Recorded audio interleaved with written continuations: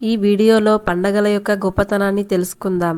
కష్టము, సుఖము, సంతోషము, బాధ ఇలా ఉన్న అన్నింటినీ స్వీకరించాలని చెప్పేదే ఉగాది.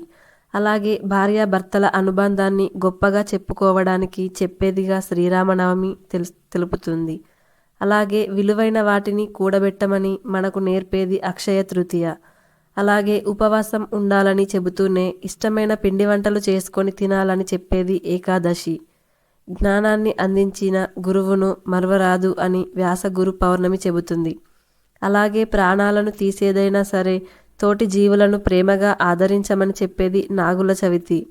అలాగే నీకున్న ఐశ్వర్యమును అందరికీ పంచుతూ అందరితో కలిసిపోయి సంతోషంగా ఉండమని చెప్పేది వరలక్ష్మీ వ్రతం.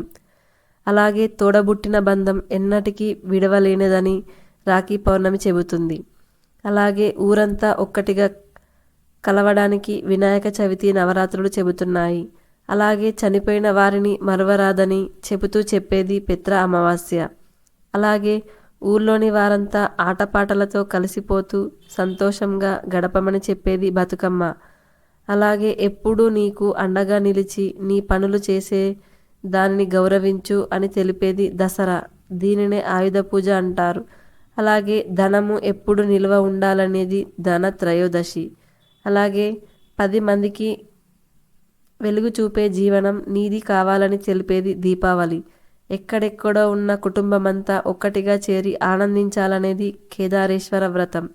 అలాగే చలికాలం చన్నీటి స్నానం చేసి ఇంద్రియాలను గెలవమని చెప్పడమే కార్తీక పౌర్ణమి. అలాగే మన జీవించే ఉన్నాం అంటే కారణం వ్యవసాయం. అలాంటి దానిని మరవకుండా సంబరాలు జరపమని చెప్పేది సంక్రాంతి. అలాగే కాలం మారుతుంది, నీ శరీరాన్ని నీ అదుపులో ఉంచుకో అని మహాశివరాత్రి చెబుతుంది. కోరికలను తగ్గించమని కామదహనం చెబుతుంది.